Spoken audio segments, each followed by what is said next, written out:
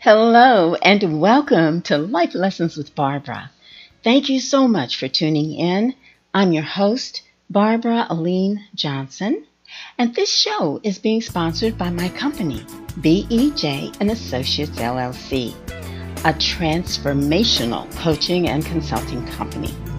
My associates and I specialize in dismantling barriers that can stand between you and the life you truly want to live, or that business you want to start or grow, or that relationship you've always longed for.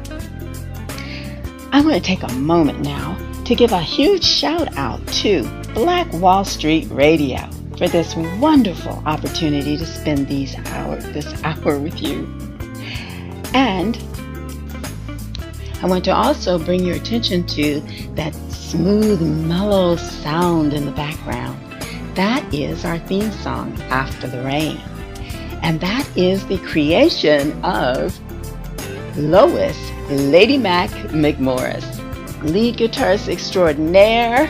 And I mean, she's amazing on stage as well. So if you would like to download After the Rain or to check out her latest tune called Sister Line, or if you'd like to peruse her website and maybe see her in action, go to my website, BEJ-associates.com/radio. And also when you get there, you'll find an archive of all the programs that we've done. And not only will you be able to hear them again, but you can see them as well. That again is BEJ-associates.com/radio. Guys, I've got another great show for you today, and this time it features two of my associates, the dynamic duo of BEJ and Associates, and they are Michael and Cindy Goulding. And they are going to speak on the topic of a love relationship, how to establish one and how to maintain it. So stay tuned. You're listening to Life Lessons with Barbara. So, look who's back. Cindy and Michael Goulding. Hi, guys. Hi. Hey.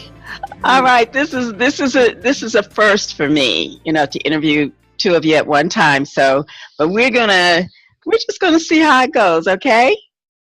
And Okay. I guess what I was hoping for is that you could kind of shed some light on, what makes for a good relationship, because you guys seem to have it really, going on. And maybe if you got some pointers to share, right? Tell the story about how you met. Okay. And maybe just a little bit of lead in about where you were at the time you met, like where you were spiritually or however. Yeah. Okay, so. Yeah. Well, I was having lunch with a coworker up in Minnesota, and we were working at the same company. And this coworker, we were supposed to go for a walk, and he had something going on with his ankle, and he couldn't walk that day. So we were stuck in the building, and he said, "Oh, well, there's a bunch of people over here that I work with that I know, and why don't I introduce you?" And there was this woman talking about her divorce. That just happened. Oh, really? Yeah. So I was, just starting to heal from that. It was actually finalized like the week before Mike and I actually met. So, so we started out as friends. We chatted that one day and realized how much we had in common, and then we just kept bumping into each other at work after that, and decided to take our lunch breaks walking around the lake and just sharing. Mike was just so easy to talk to. So this was the very first day you met? It was the very first day you met and you connected like automatically like that?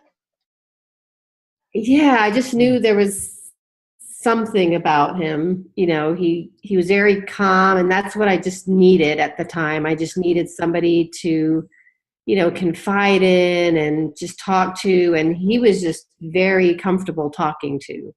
So I guess it's the therapist. Okay. But yeah, so one thing led to another. Yeah, here we are. Oh, all right. I was hoping for a little more drama, but anyway. Okay, so Mike, what about you? I know that Cindy's saying that she was just coming out of a divorce, which can be pretty traumatic. So, what about you? What was going on in your life at the time you met? Well, I think I need to answer the door now. Actually, I had moved from Wilmington, North Carolina, up to Minnesota because where we met, and I was moving because I thought something was going to be working out with someone else, and it did not work. It worked out for the best. So you were in a relationship, but did you know that wasn't yet? Had you figured that out already, or no? You didn't realize that relationship you were in was not really the one for you? Only when you met Cindy? Right. When I had met Cindy, I had been out of that relationship for some time, but I had really, she really caught my eye. You know, she's a very passionate person. She's got that Lebanese Italian blood in her that's like, oh, yeah. And okay. We compliment. Yeah. Well, I mean, but really, the compatibility. Yeah, let me ask you this though, because for you to connect, so easily, first meeting each other, do you think maybe it was a love at first sight or something? Or sometimes they say it's like it's an old soul from another life, and you come together and it's it's kind of magical. Or got any theories about it? When I first saw Mike, it wasn't like I knew this is the guy. I just felt like I could talk to him. I felt really comfortable right away. I just knew he was somebody I could trust, and I didn't know where that came from. I just had that intuition. And of course I didn't, spill everything out at first, but we just started talking, and the more and more we talked, the more comfortable I felt sharing things with him, and he wasn't judging me, or he was just a good listener. And that's what I needed at the time. Yeah. So. And it was just interesting how we just kept running into each other, and with similar interests too. Like I would go to the weight room, and she would be in the weight room, and I would go for a walk. That doesn't surprise me. Going for a walk. So all these different chance meetings. Right. Mm-hmm. So unless she was very cleverly stalking me, it looked as if we had a lot of similar interests, and we didn't have to make things work for each other. So. Oh. And at first I was like, I don't want to date someone I work with. I certainly don't want to date another counselor, and he didn't have children. And I thought, well, I don't want to be with someone who isn't a parent, because they're just not going to understand the level of love I have for my children, and how they're going to be the most important people in my life. Mm-hmm. But he really surprised me with that. He works with a lot of teenagers, and at the time my girls were teens, and loves that population, and they connected really well.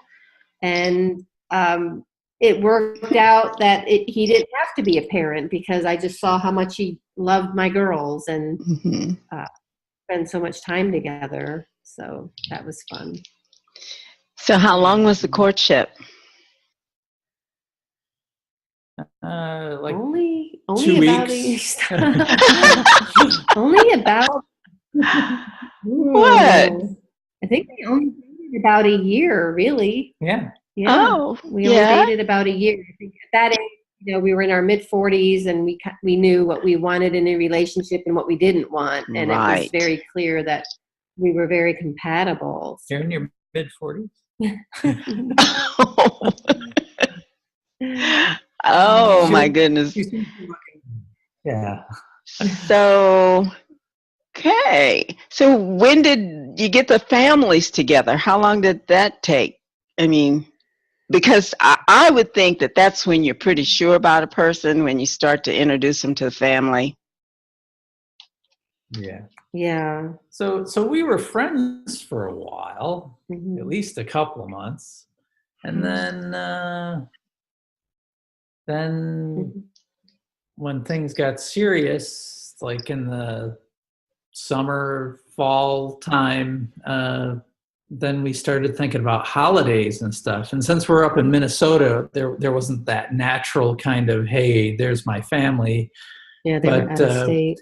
We started planning like Thanksgiving at my brother's and that, and that's probably where it was probably our first holiday together, and the girls came up, and everything just clicked. His nieces and nephews are pretty much the same ages as my girls, and it was just a nice. She was pregnant the same time, both times, as my sister-in-law. So, wow, that's uncanny. both of her kids are a month apart from my brother's kids. Yeah. So So there was that kind of connection too. So both of, I'm sorry, go ahead. Oh, sure. She talks about snipers and bombings. I talk about the milkman and the paperboy.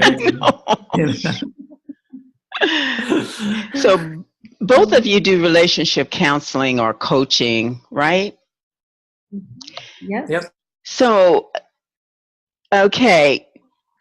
We appreciate you letting us know what your journey has been and how you came together. And, well, we're leaving out the obvious. How long have you been married? 7 years. 7.5 years. Yeah. Okay. Oh, watch out for that itch. No, I'm not worried about you guys, though. Okay. So 7.5 years.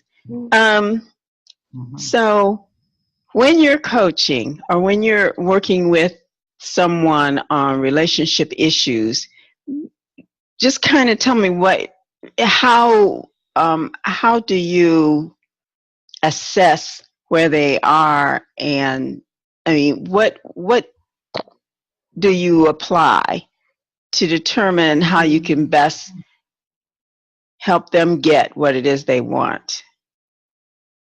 So, I was going to say, most of the time people come when they're really in a crisis during their marriage.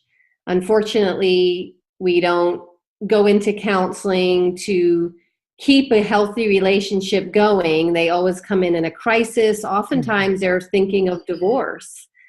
But we always remind them that whatever they decide to do, each person in any relationship has to get their emotional needs met. And so we talk about that's happening or not, and maybe how that can change.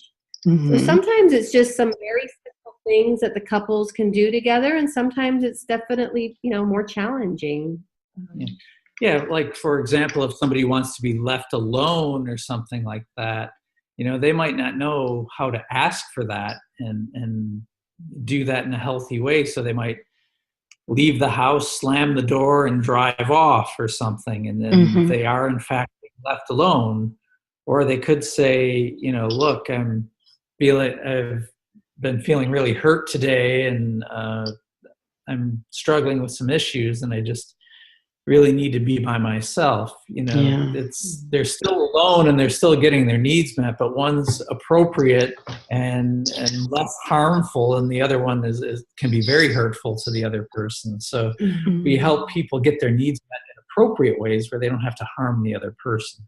Okay. And another thing too, and I don't want to stereotype, but generally women tend to be a little bit more intuitive, so they feel like their significant other knows what they're thinking.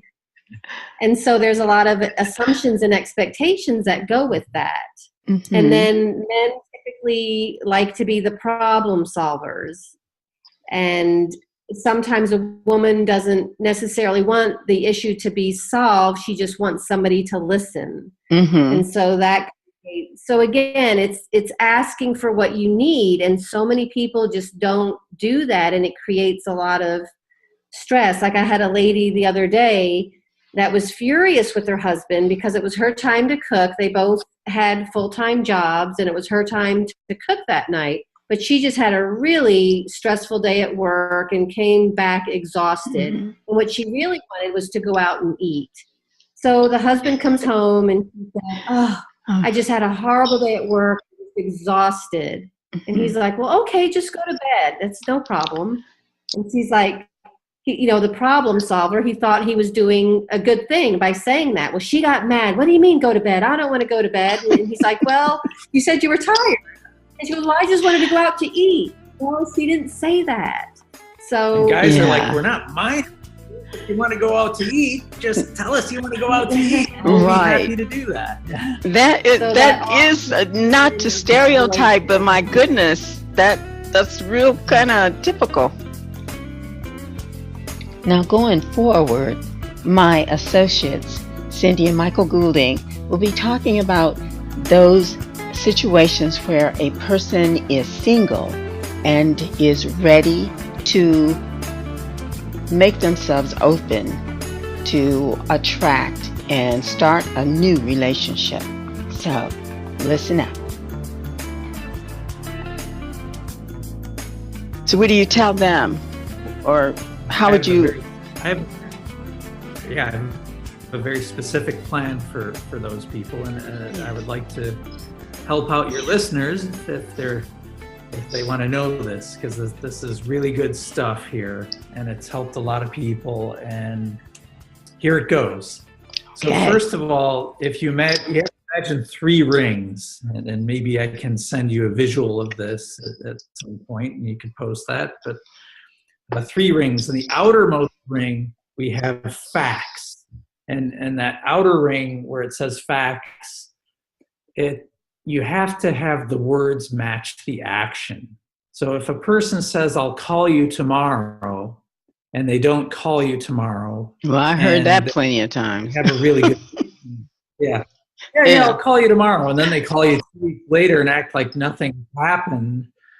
Well, that's a good indication that their words aren't matching their actions. Mm-hmm. And, I've had that situation a number of times in dating where the words didn't match the actions, and that's your first clue, and that will help you to weed out a lot of people who are not ready for a relationship. Mm-hmm. Because you have to have that level of trust to start off with before you can go deeper. Mm-hmm. Because you get hurt. Yeah. So once the person passes that test and they say that they're going to do stuff, and we're not looking for perfection here, because nobody can absolutely do this 100% all the time. But, hey, I'm sorry, I said I was going to call you tomorrow, but my boss called me into work, and I didn't mean to disrespect you or anything like that, but I just wanted to call and take ownership of that. That's a completely different dynamic. Yes. So the next phase is when you feel that that's a good indication that you can safely move to the next step. And that next step is when you can talk about your thoughts and opinions and have them respected. And that doesn't mean that the other person has to agree with you 100% on everything, because that's not possible. But when you disagree, that you're able to respect each other and not try to change the other person's opinion, and change them over to your way or view them as flawed because they don't think like you. That's the real key to that. And when a person is respectful and they're showing you the respect and they ask you questions about things without being defensive and show a sincere interest, then you can move to the next step, and which is the inner part of the circle, which is emotional safety. And once you feel emotionally safe with someone, you can start talking about how vulnerable you feel, or how you might feel hurt or inadequate or helpless around a situation. And the person is there to say, I'm sorry that you feel that way. Somebody comes home from work and they say that somebody scolded them at work or something, and the person, and you say that you were hurt with that. It's good to hear from the other person, like, hey, you're not that person. You are a really responsible person. I know you, and you would never do such a thing like that. And that person must have had something going on with them, because you don't deserve to be spoken to that way, and you never do anything. That leads to a deeper feeling of intimacy. Right. Intimacy. That sounded like support. A person who has your back. Right. And then that intimacy, over time, you can build that trust to where you can feel safe at a sexual level at that point. And so, but you got to have all of those things in place. And so many people make that mistake of rushing to something when those things are not in place, and they end up getting really hurt. So you're mostly coaching them to know what to look for. Go ahead, Cindy. I'm sorry. Right. Yes. Giving them a compass. I'm going to say a level of respect is something that's not often talked about in relationships. We focus on trust and intimacy, but respect really goes a long way. And that, that includes everything from supporting your significant other in times of, adversity, or being in a group that might be disrespectful, but, just really standing up for the other person and supporting them, and doing things that is going to, create more intimacy, not create a brick wall between you if you continue getting hurt because the other person's not being respectful of your needs. And we see that a lot with addictions, like, getting intoxicated, or pornography, or, just going out to strip clubs. And this is men and women. And, that creates a barrier with intimacy in relationships. So respect is oftentimes underrated. Chat rooms and online, that kind of thing too. Yeah. Yes. Well, I just interviewed. I'm sorry about this light.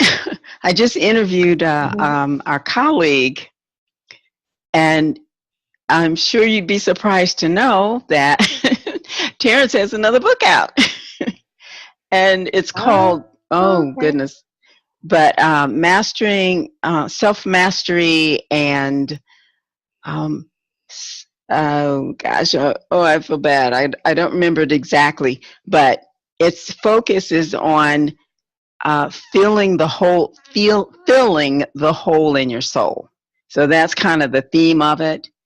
And so this really does segue, because if he was talking about what's going on with you internally, and if you're looking outside of yourself for validation instead of doing the internal work, that that's gonna create problems for you, because you're looking outside of yourself for someone else to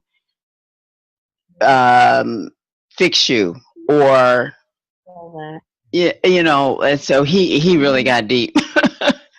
And now you guys, and so this is really perfect, because do you agree? I mean, pretty much we have to kind of clean ourselves up first before we go and offer our, here I am, And you attract who you are. So the more, the more confident you are, that's who you're going to attract. You're going to attract somebody confident.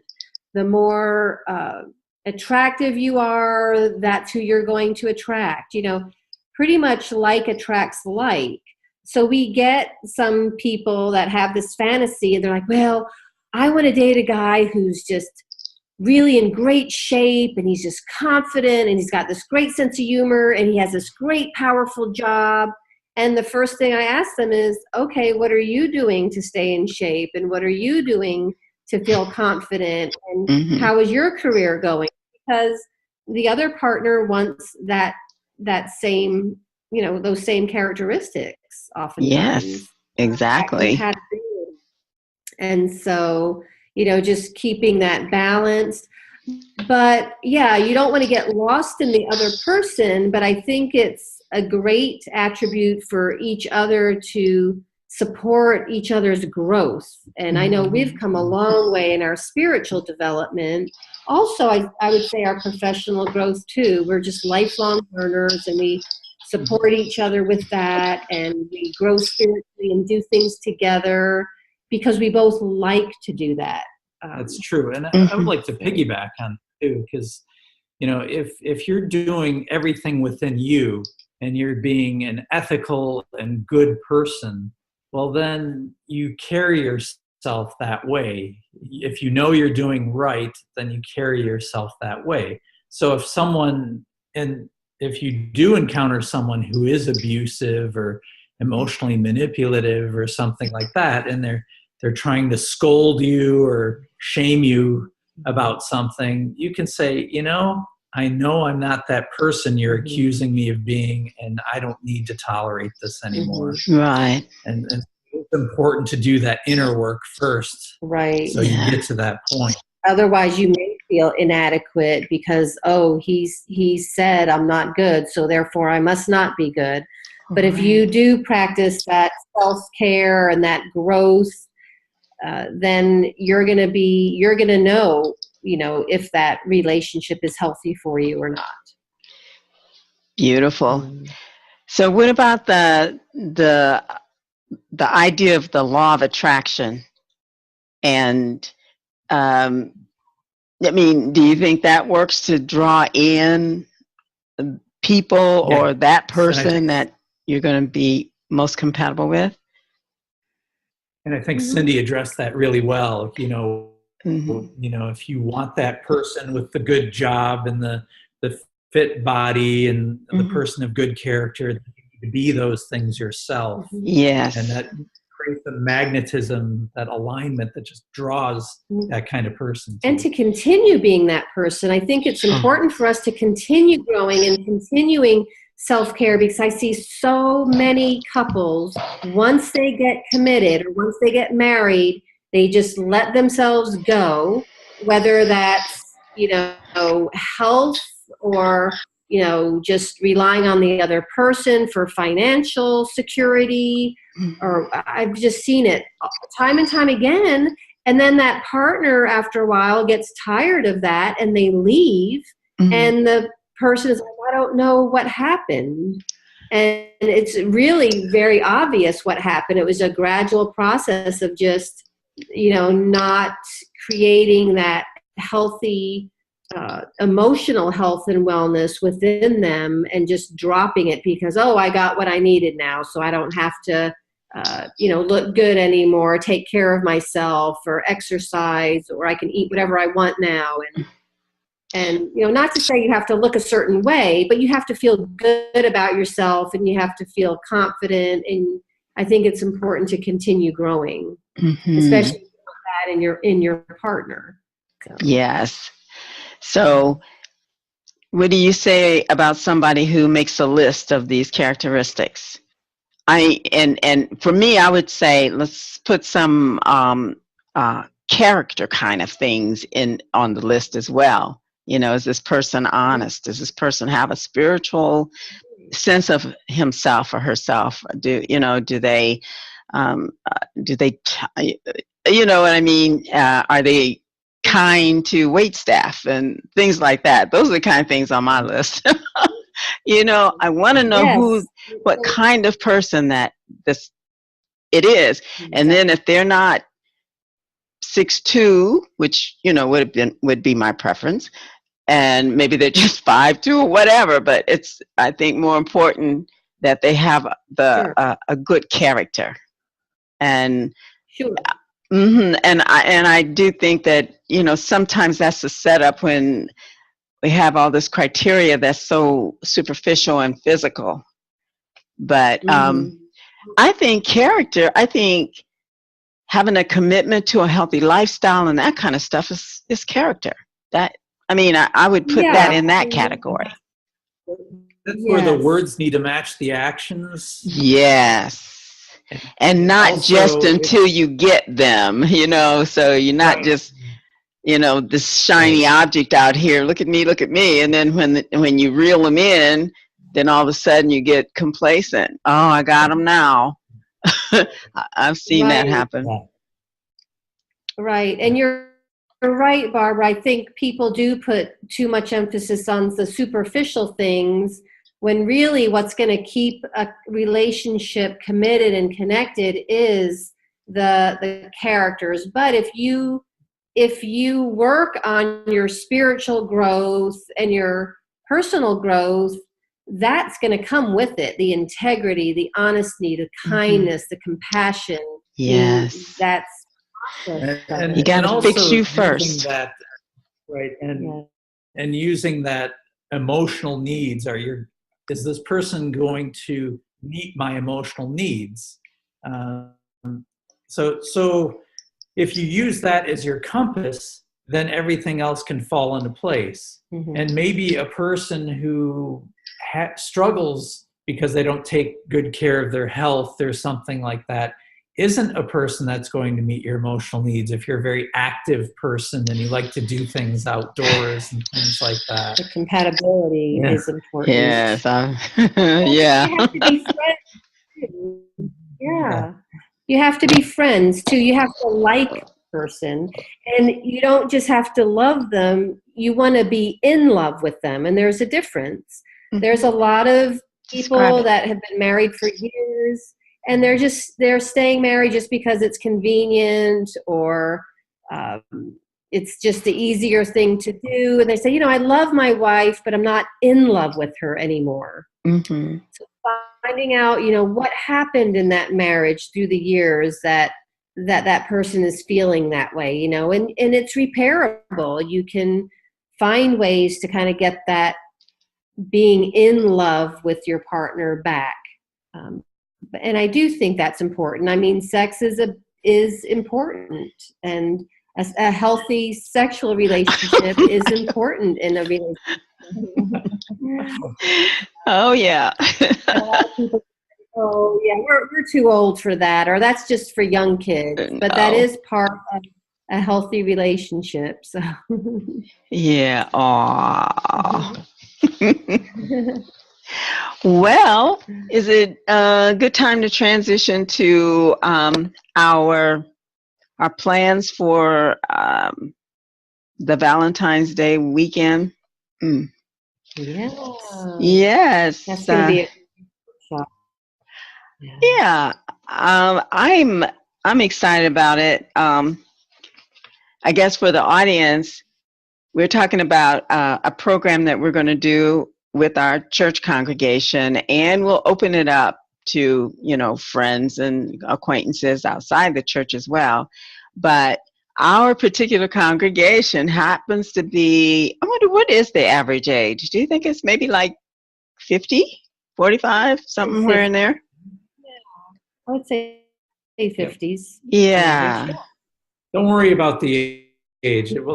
It's universal. Oh, okay. Yeah, I know it is. But what I guess where I was going with it is that we have a lot of single people in the church that are older, and I get the impression that they've given up on love, or on a loving relationship, intimate relationship, and so I'm curious to see what kind of response we'll get when we present this.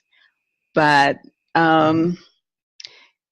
you guys kind of worked on it. So what would you see would be helpful to bring people together to talk about the possibilities of having this, or at least making yourself open and ready for a relationship in your later years?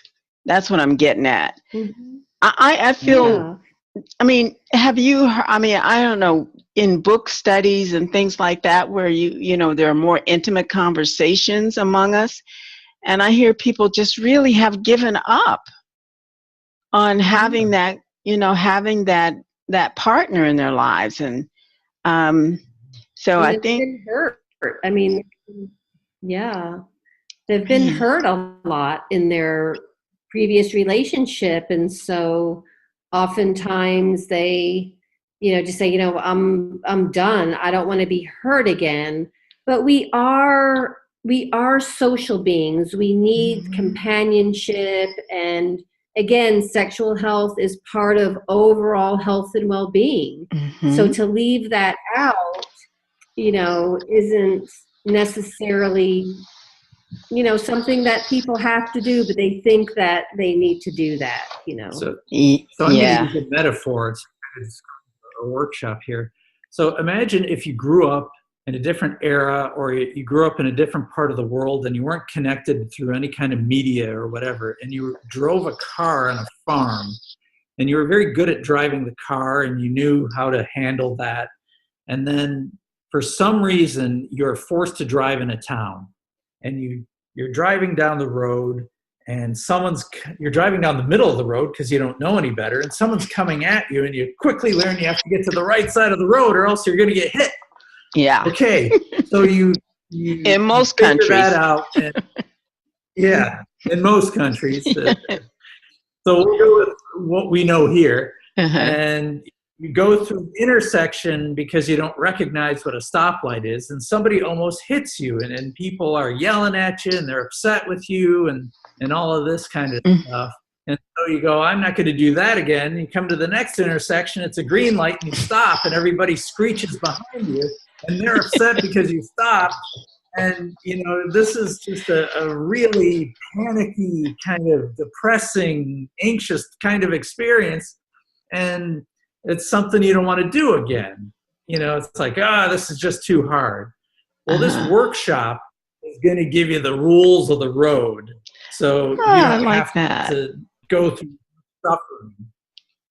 Yes. And I've been that guy personally who has tried to go through the intersection and driven on the wrong side of the road and that. And so not just from my work experience and schooling, but I've done a lot of this firsthand. And if I could spare anyone from that, I would love to do that. And these messages, all of us in this workshop are going to help people give the rules of the road in a relationship. And that includes going right into the emotional part on your first date, which I see a lot of people do.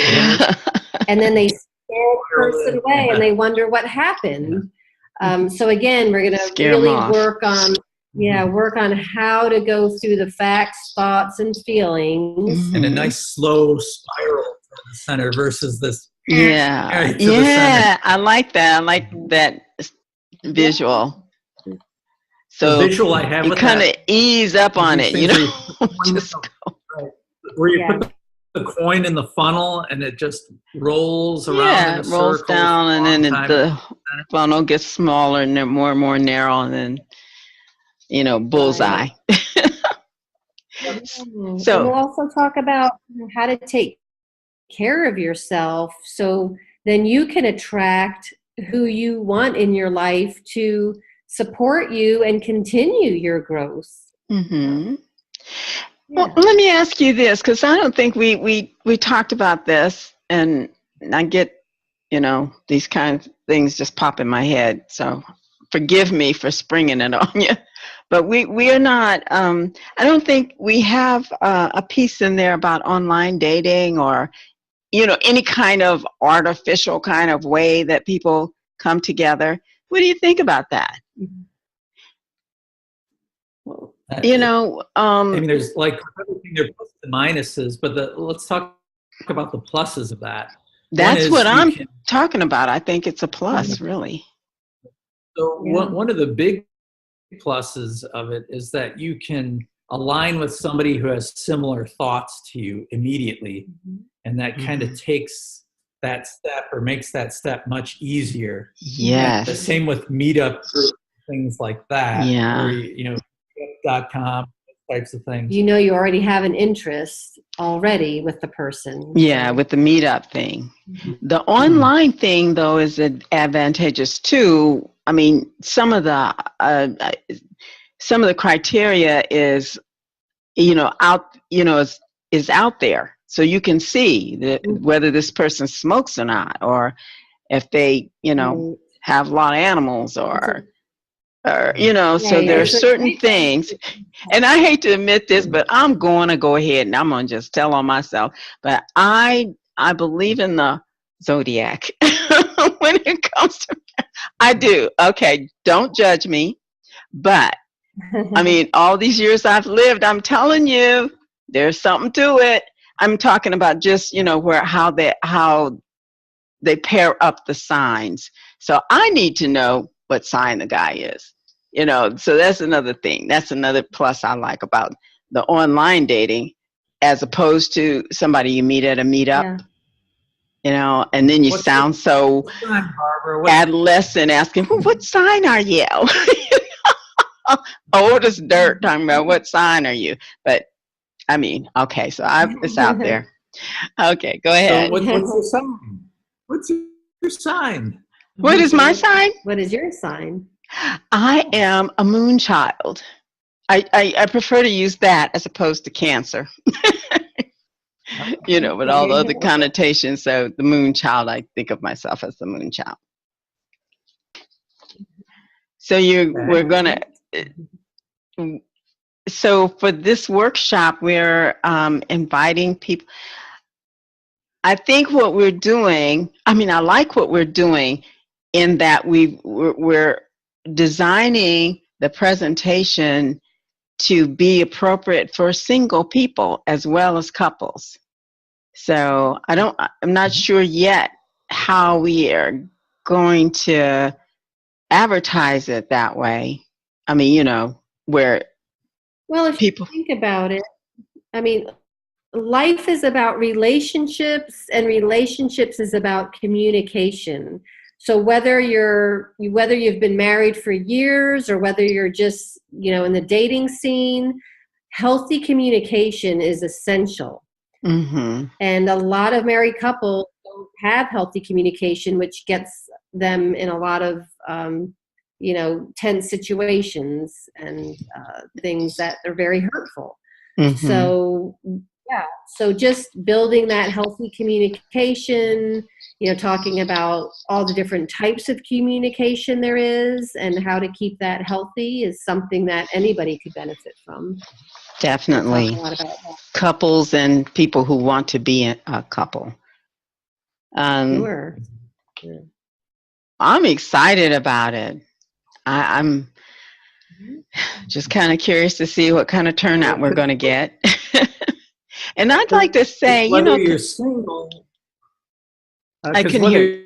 You're single or in a relationship, whether you're single or in a relationship, you're still looking to get your emotional needs met. So it's going to apply to all groups. Everybody. Yeah, it's a continuum.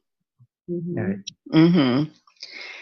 I think we're on to something, and I'm really looking forward to this. I really am. I did well, you know how our church is. So people, I mean, if you get an idea, they think that it will resonate with some of the folks, then you get to do a workshop. And I did one on online dating, the law of attraction in online dating.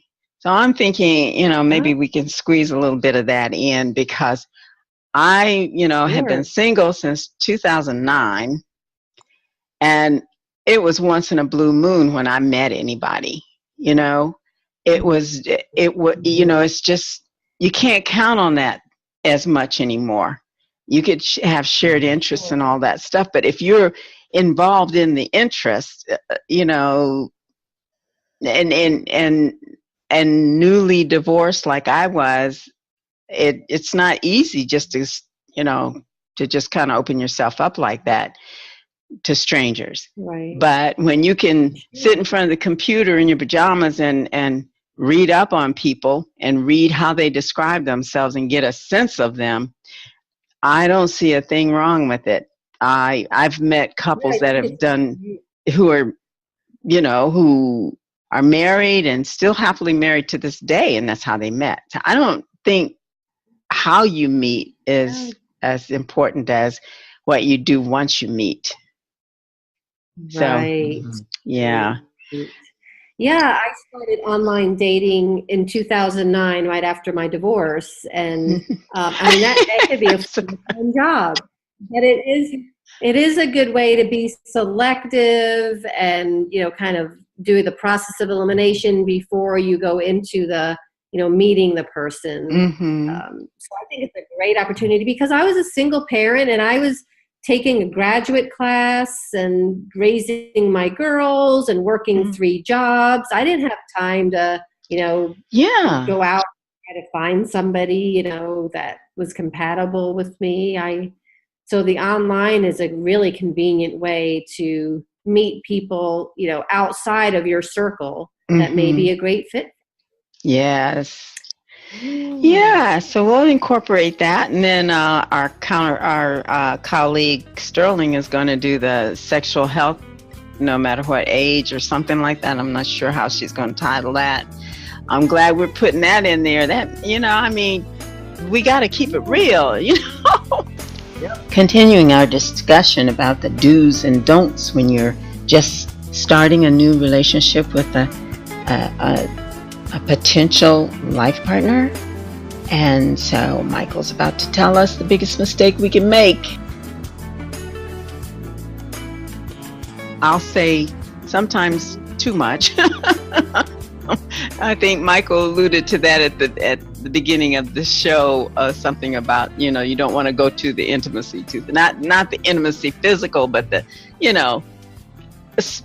telling too much and overwhelming the person with your stuff, with the whatever's on your mind. That is one of the biggest mistakes is people they just go straight to the center of that circle or those set of circles, and they get there very quickly, and they'll connect at maybe at a very deep level, but maybe they're not the person of best character, they're not respectful of your thoughts and opinions, and then you end up getting really hurt, and you think, but I have this strong emotional connection, and you try to hammer it into place and get the person to align. It never works, or it rarely works. It's a very dangerous way to do it, I should say. Right. Versus if you slowly spiral toward the center. Yeah, I like that, and I know how that works. So it's just just little bits and pieces. You kind of divvy it out gradually, as opposed to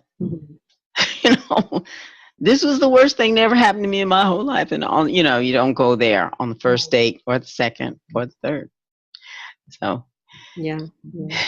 Can you think of any more pointers? We're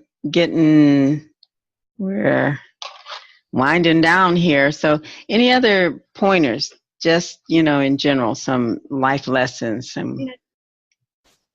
Yeah. I would just, read books on relationships. I know the 5 love languages. Very, very simple books, but can be very transformational in relationships. Anything about the DISC model, personality types, and that, and realizing, I had to learn about different personality types. I tend to be more easygoing and outgoing than Cindy, and Cindy tends to be more detail oriented. And I would get frustrated because I thought she was just nitpicking me and things like that. And I had to realize that this is kind of how she is, and she's not doing it with a bad motivation behind it. But it ain't about you. I realized, and I realized that if I, complimented her on the little things that she did around the house, that made a big difference with her, where that's something I don't really need. And these are the types of things that can be really helpful, is just little understanding these different person types and that. And there's some great literature. And then the 5 love languages that Cindy I think that talked about. That's phenomenal. That is, I mean, there's, because somebody could be expressing your love in a way that doesn't resonate for the person that you're expressing it to. So so it's kind of important to find out, first of all, what matters to you, and then kind of, it's great when both people read the book. Say, well, I think I fit here, because I think probably for me it's more service. Yes. And our brains are different too. So the men are from Mars, women are from Venus is a good one. Yeah. So men don't think that they always have to fix something, and women don't take that as, oh, he doesn't care about my feelings. Exactly. They do go into that mode really quickly, don't they? This, okay, well, here's what you need to do. Sometimes you just want, you want to express a feeling and just have someone just be there with you, until you get past it. Right. And there's a reason men do that. And the reason is that's how men show care for each other in the male culture. Oh, hadn't thought of that. So it's actually something very positive that they're trying to express. It's a survival mechanism too, when you try to solve something. Whereas women, we weren't hunting, food back in the day like the men were, but we were nurturing each other. So we're wanting people to listen and to just, not to have to problem solve, but just listen and nurture us. And so we have to understand that, our brains are different, but we can still get along and understand each other. One of the biggest things for me is looking for the intent behind what they do. Right. I think sometimes, we jump to conclusions, and I think for me, I need to feel like that person has my best interest at heart, and vice versa. I want to have their best interest at heart. So sometimes things may be said because, we come from a different worldview or something. And so you want to take a minute and say, I know that person cares about me. And so then you want to check it out. I think that's the term for that. You want to check it out, whatever it is that they said. When you said that, it made me feel, or it gave me the impression, or something like that. You check it out instead of jumping to conclusions. I see people do that all the time. Including me. Right. And I got a special exercise that really demonstrates that we're going to do at the workshop. Oh. And Cindy knows what I'm talking about. People fall for it every time, and they jump right into this negative thing. And then exactly. People yelling at me because they assumed something negative that was not right. Present. And built life experiences. So, and that goes to a main point I want to bring in, that a lot of us bring in a lot of baggage from our past, whether it's our childhood upbringing or bad relationship experiences. And there tends to be this thing that happens. I'll just give one example. If you had a spouse that cheated on you, and they're completely unfaithful, and then you get out of that relationship, and then you start dating, and you may have even taken some time in between, But you start dating and, someone gets caught behind a train or something like that, very legitimate excuse or something. They're 5 minutes late. And it's like, well, you said you were going to be here at 8 and it's now 8:05. And if I can't trust you to be here on time, what else can I trust you with and all this stuff? And they go down this wrong road. They unresolved issues. This potentially really good relationship that could have happened. Right. So it's really important for people to heal in between, and not just go from one relationship to another. And because, well, I don't know. There's this book that they were doing a book study when I came to Unity. They were doing a book study called Finding Yourself in Transition. And that was the message. I was a mess kind of, because I was just newly separated and kind of lost and in free fall. But it was great to have that opportunity to come together with like-minded souls and read a book that kind of gives you pointers on how to get through a transition. And one thing that jumped out at me, one thing that registered is go through it. Go ahead and go through it, and not try to look for things to distract yourself with, or to jump right into another relationship or whatever. Go through it. That was hard to do, but it gets you done faster, And so I liked what you said, Cindy. Read, because there's a lot of help out there in books. And also counseling. Counseling, therapy, because people carry a strong emotional charge around these events. And with a good therapist, you can release that emotional charge if you're not able to do that for yourself.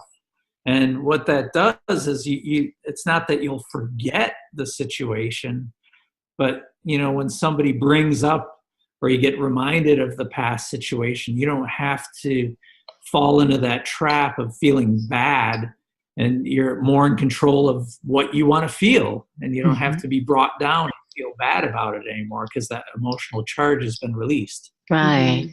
Yes. Yeah. Get help. Because you just take that same old stuff into something new and contaminate it. And, it's just best to, to clear all of that out as best you can and as soon as you can. Life lesson. I think that. Yeah. Okay. Yeah. And you want to articulate one? Maybe you could collaborate. Go ahead and decide what would be the one life lesson you'd like to leave for the audience. I would just say learn to love yourself, so then you can love others with as much energy and passion as you want. Right. And let me put a male spin on it. Women will get a lot of fulfillment, talking about loving themselves. It's kind of a different dynamic, but a similar principle. And that's respecting yourself. That you do what you feel is best for yourself. And that way, if anyone criticizes you, it's like this armor that you're wearing, because in your heart of hearts, you're a good person. And you don't need to tolerate scolding and criticism. You are defining who you are. Right. Yes. Great, you guys. Thank you so much. And okay, let's make a deal. After we do the workshop, we're going to get back together and share with the audience how it went. Okay. Thank you, Michael. That sounds great. And the other life lesson: go to the workshop. Yeah. Those who are local. We're in North Carolina, by the way, Raleigh. Okay. Thank you so much, you guys. This was great. Love you both. We love you.